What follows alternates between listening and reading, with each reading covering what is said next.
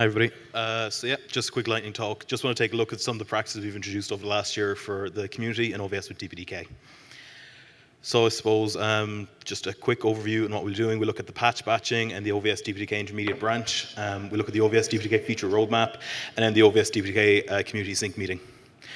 So the patch batching and the intermediate branch. So this time last year we had an OVS DPDK maintainer. Unfortunately, since then he had left and now kind of left the community with a problem about the OVS 2.8 release, that there was a lot of patches building up and it was kind of becoming just a real issue for the community to get patches upstreamed.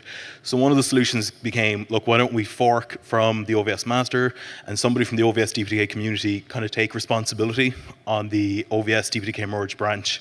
And so what is this branch? Well, it's pretty simple. It's just a branch specifically for OVS DPDK patches. And if you're actually submitting to this, the work process would be the same. If you're a developer, you would submit your patch to OVS dev. My recommendation is base the patch off master.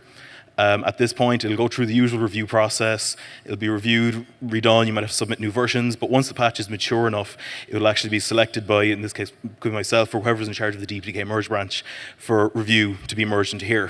However, this actually represents a good opportunity here. At this point, it's time for validation, and it's kind of an issue that we identified within the community, that OVS was kind of, for DPDK at least, was lacking kind of a validation or quality side of it. And just to kind of like double down on patches, belt and braces, what we look at here, before your patch gets merged, we look at compiling with GCC, CLang, sparse, the usual OVS unit tests, something that was highlighted by our Red Hat people today, just VS perf performance tests and integration functional tests. That's a really good advantage, I think, for anybody introducing a new feature or patch, and highly recommend people kind of use that.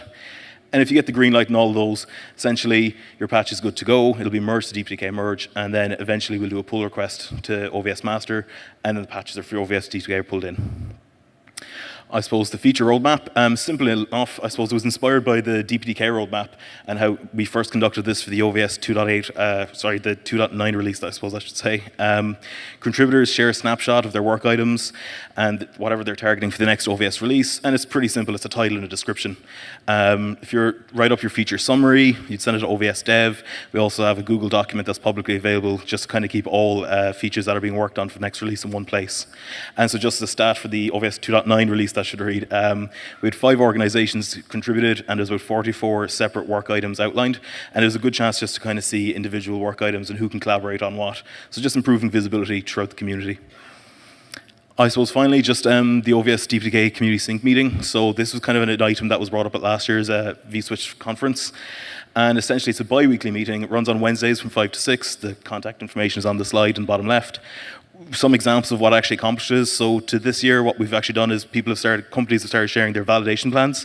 So seeing where there's duplicate effort come a release, or where there's feature gaps, essentially, and where we can work together.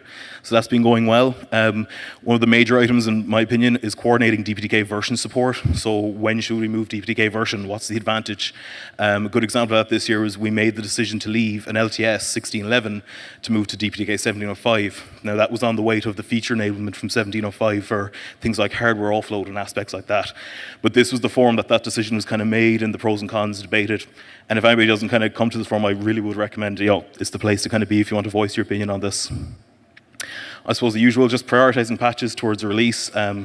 Any release comes up, there's going to be patches in various states of maturity. Again, it's a place to kind of advertise why your patch should be going in or not, and kind of fight your case. I think the community as a group is quite good at this and just prioritizing patches towards the release, and we've done this for OVS 2.8.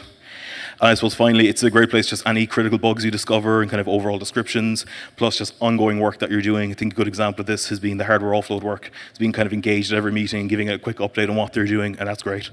And I suppose last but not least, just finish off with a kudos to Kevin Traynor from Red Hat for running this. He kind of volunteered for this last year, and just has gone, he's done the due diligence in organizing the meeting and setting out the minutes. So job well done. And that's it. So if people have questions, just approach me. We can talk about these. Thanks very much. All right. Thank you, Ian.